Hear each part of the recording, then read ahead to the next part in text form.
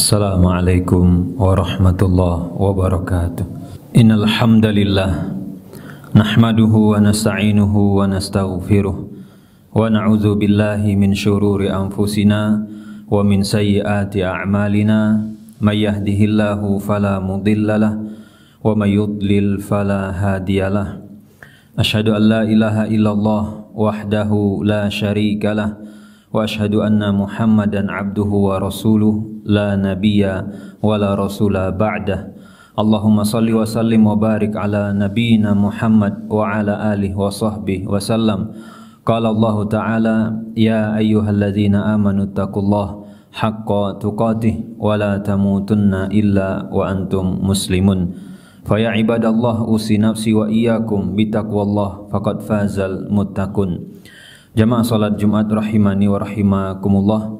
Belum genap 1 bulan kita meninggalkan Ramadan, dan kita terbiasa di bulan Ramadan dengan tilawah, dengan bacaan Al-Quran. Maka di kesempatan khutbah kali ini kita membahas 1 surat ayat pendek dari firman Allah Azza wa Jalla yang semoga ini menjadi obat kerinduan kita dengan Ramadan. Di kesempatan ini kita akan bahas tafsir dari Quran surat At-Takasur. Allah Subhanahu wa taala berfirman, Alhaakum At-Takasur.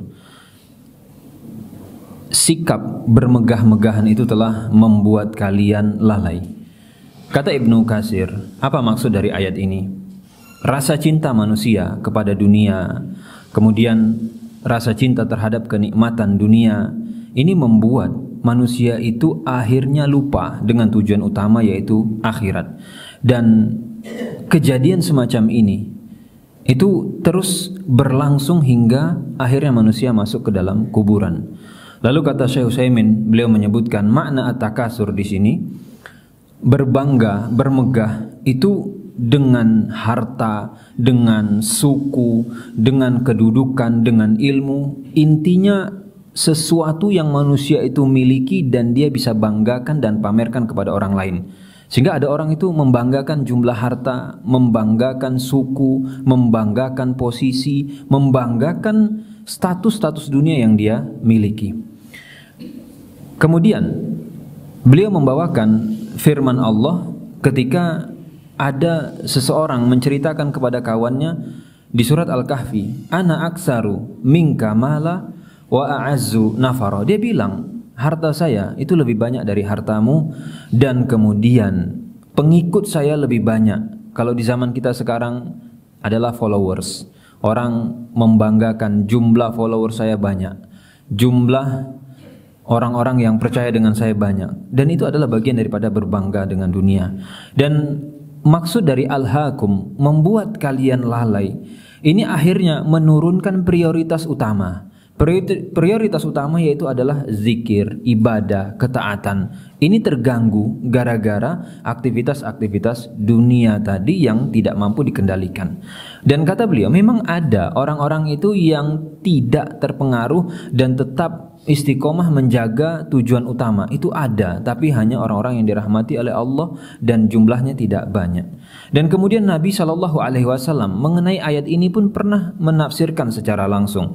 Setelah beliau membacakan Alhaakumut Takasur, beliau menceritakan, yaqulu ibnu Adam, manusia itu yang dia keluhkan, yang dia sering sampaikan yaitu adalah mali, hartaku, hartaku, kata manusia. Padahal kata Rasul, kalau aja manusia itu mau sadar, wahallaka ya ibna Adam, kata Rasul, cobalah dipikir-pikir, kata Rasul, bukankah hartamu itu adalah satu, illa ma'akalta fa'afnaita, harta itu adalah sesuatu yang kamu makan lalu kemudian jadi kotoran. Lalu yang menjadi hartamu yang mana? Sesuatu yang aulabista fa'ablait, sesuatu yang kamu kenakan, pakaian, lalu pakaian itu menjadi lusuh. Atau yang ketiga, autasoddaqta, dan yang akan menjadi hakikat utama dari harta seseorang yang disedekahkan fa'amdaita, dan itu akan ikut bersamamu ke akhirat kelak. Dan di dalam riwayat yang lain kata Rasul, selain tiga ini itu sebenarnya bukan sesuatu yang kita bisa nikmati. Harta yang kita tidak masukkan ke dalam mulut, kemudian harta yang kita tidak kenakan, dan harta yang tidak kita sedekahkan, kata Rasul, wa masih wadzalik fahuwa zahibun. Itu hakikatnya akan pergi meninggalkanmu, wa tarikulin nas. Dan kalau kamu wafat, nggak akan dibawa itu ke dalam kuburan, ditinggalkan sebagai warisan. Maka itu bukti bahwa manusia itu punya karakter tamak, karakter rakus. Bahkan dia mencari mengumpulkan sesuatu yang dia tahu itu melebihi batas kebutuhannya.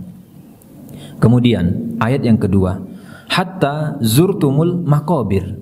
Sampai kapan kita itu lalai dengan dunia dan yang lain? Batasnya adalah sampai kita mengunjungi kuburan. Apa maksud dari mengunjungi zurtum al-maqabir?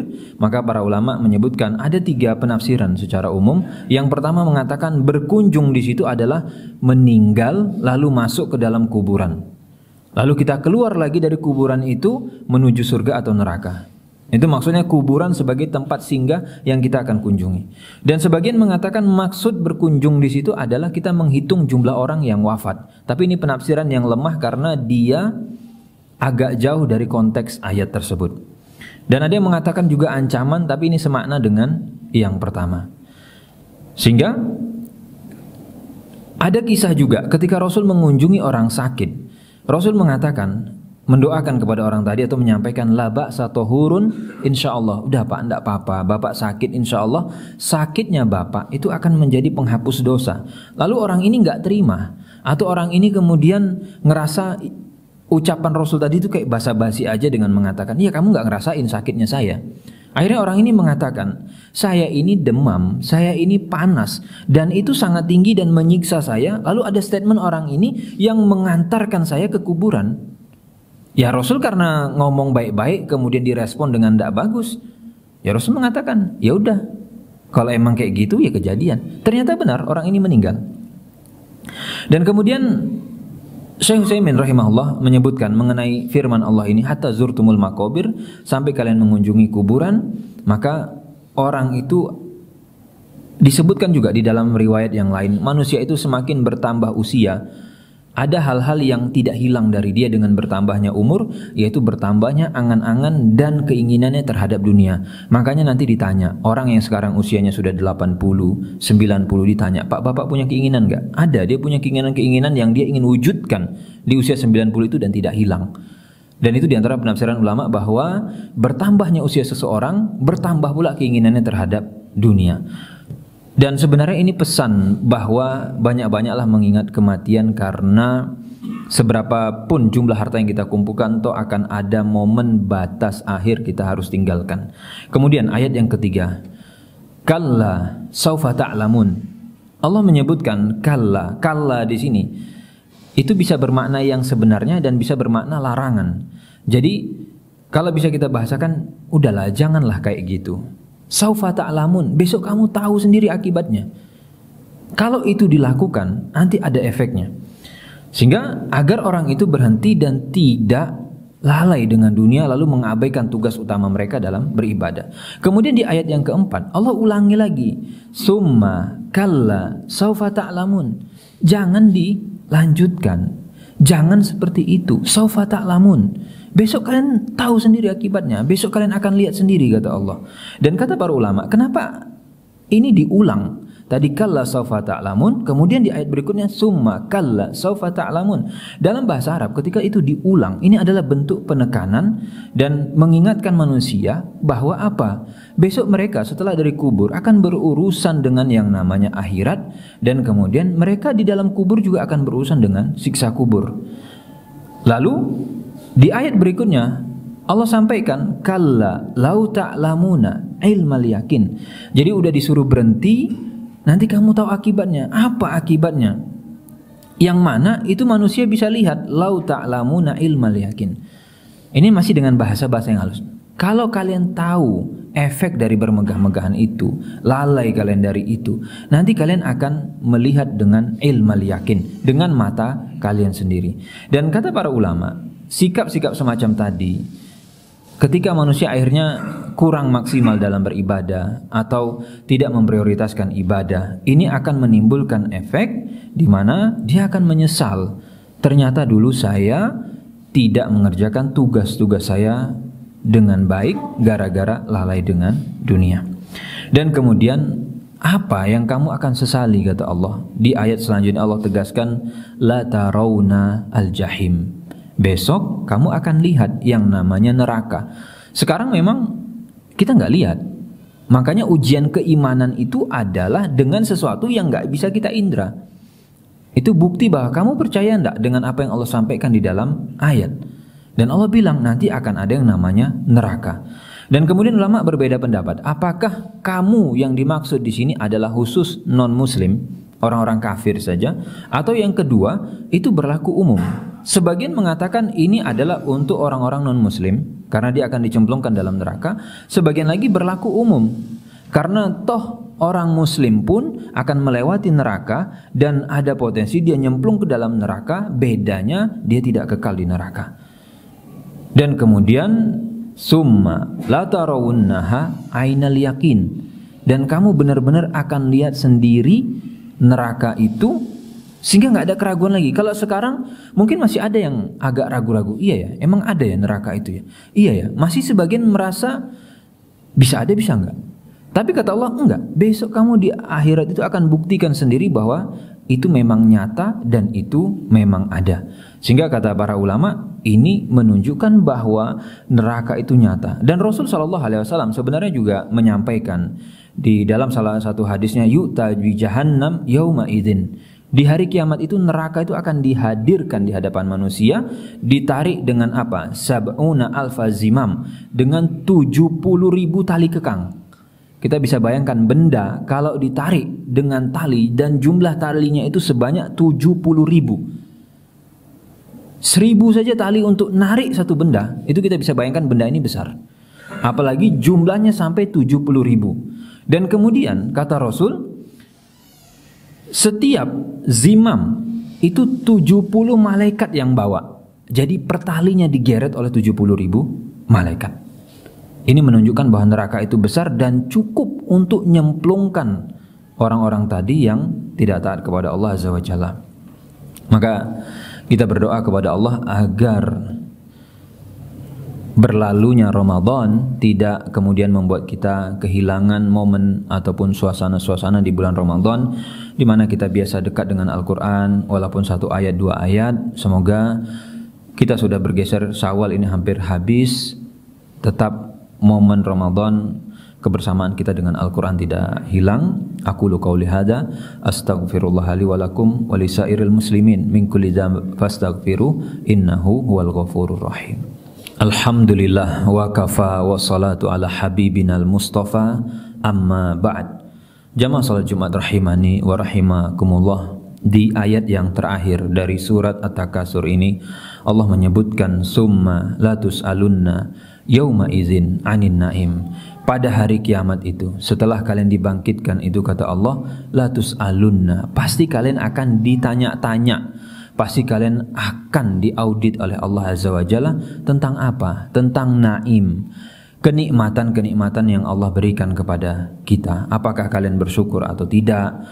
Dan bentuk nikmat itu banyak sekali modelnya. Ada yang mendapatkan nikmat berupa kesehatan, ada yang mendapatkan nikmat keamanan, ada yang mendapatkan nikmat berupa rezeki dan yang lainnya. Dan ini semua akan ditanya waktu luang kita. Kalau kita ngerasa bahwa sehat itu tidak nikmat, datang ke rumah sakit, nanti kita akan tahu bahwa oh iya, sehat itu nikmat ternyata. Kalau kemudian panca indera kita berfungsi dengan baik, nanti cek orang yang diantara panca inderanya Allah uji. Oh iya ya, ternyata punya mata itu enak. Oh iya ya, punya telinga itu enak. Oh iya, punya tangan yang sehat itu enak. Dan itu adalah nikmat. Kemudian perut yang sehat itu enak dan seterusnya. Ini akan ditanya. Dan kemudian Rasul SAW juga sudah memberikan isyarat bahwa pada hari kiamat itu kita tidak mungkin bisa lepas dari pertanyaan Allah tentang kenikmatan. Umur habis untuk apa? Masa muda dipakai buat apa? Termasuk nanti kita punya harta dapat dari mana? Dihabiskan kemana? kita punya ilmu diamalkan atau tidak, dan seterusnya. Bahkan di antara riwayat Rasul menyebutkan inna awwala ma yus'alu anhu yaumal qiyamah. Di antara perkara yang pertama kali ditanyakan oleh Allah kepada hamba yaitu tentang kenikmatan, dikatakan yuqallahu alam nusihalakum jismak. Bukankah dulu badanmu kita kasih sehat, kata Allah.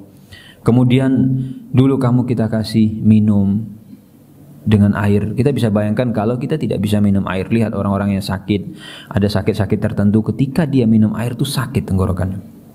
Maka itu kenikmatan dan Allah akan tanyakan, dan kita diminta untuk bertanggung jawab atas fasilitas-fasilitas itu.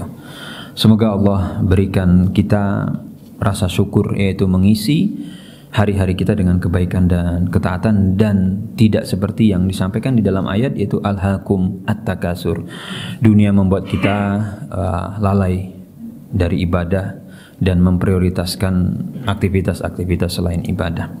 Innallaha wa malaikatahu yusalluna 'alan nabi ya ayyuhalladzina amanu shallu 'alaihi wa sallimu taslima. Allahumma shalli 'ala Muhammad wa 'ala ali Muhammad kama shallaita 'ala Ibrahim wa 'ala ali Ibrahim innaka Hamidum Majid. Allahumma barik 'ala Muhammad wa 'ala ali Muhammad kama barakta 'ala Ibrahim wa 'ala ali Ibrahim innaka Hamidum Majid. Allahumma ighfir lil muslimin wal muslimat wal mu'minin wal mu'minat al ahya'i minhum wal amwat innaka sami'un qaribun mujibud da'wat ya qadhiyal hajat. Rabbana la tuzigh qulubana ba'da idh hadaitana wa hab lana min ladunka rahmah innaka antal wahhab. Allahumma a'inna ala zikrika wa syukrika wa husni ibadatik. Allahumma a'inna ala zikrika wa syukrika wa husni ibadatik. Rabbana atina fid dunya hasanah wa fil akhirati hasanah wa qina azabannar. Qim shalah.